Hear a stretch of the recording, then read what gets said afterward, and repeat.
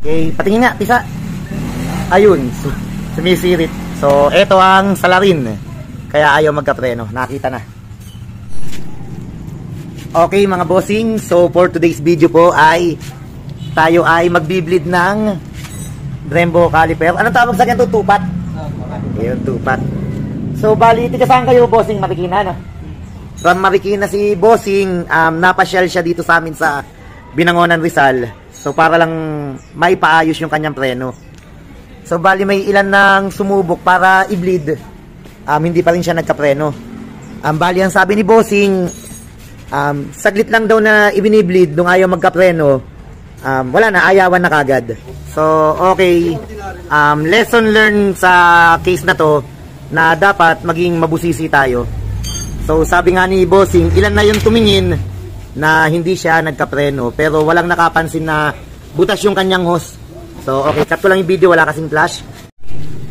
So, pagkatapos po nating i-bleed, expect natin na sana may preno na, pero wala pa rin siyang preno.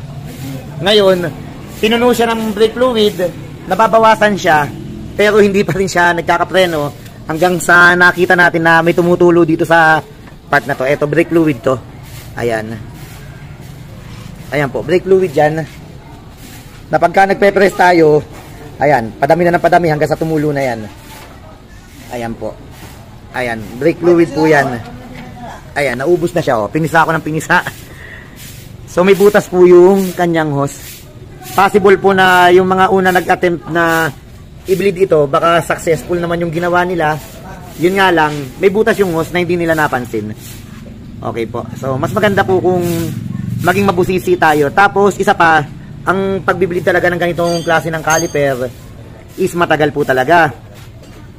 So, bali, kwento nung owner, parang dun sa mga nag-bleed is pinakamatagal na yata yung 15 minutes.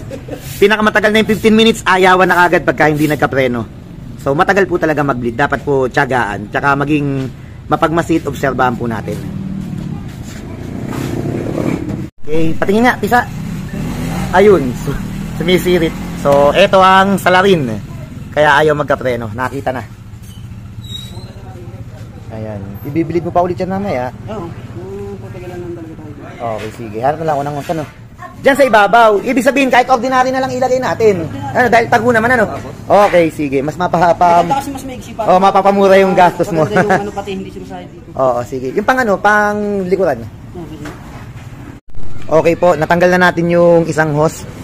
Palit na lang tayo ng ordinary. Total, tago naman. Di naman siya kita, kaya kahit ordinary na lang. Para medyo maliit lang ang gastos. Ayan. Nasaan na yung butas? Eto, ano? Ayan, yan yung butas. Ah, napatingin. Ayan, eto po yung butas. Ay, na back. Eto. Ayan, ayan, back. Kakasaya din eh. Cable tie mo yan na para maiwasang sumayad. Okay, antayin na natin ang resulta mamaya. Magtitinda muna ako. So, bali, okay na mga bossing. Ang naging problema is yung kanyang brake hose. Ayan, pag pinisa mo siya, kaya na yung kanyang sagad. May preno na talaga. 2 times na siyang na-testing at okay na yung kanyang preno. Okay, so posible po na doon pa lang sa una, pangalawa, pangatlo na gumawa nito na hindi siya nagka-preno. Posibleng hindi lang talaga nila napansin na may butas yung hose. Okay, so hindi nila napansin. Sayang naman.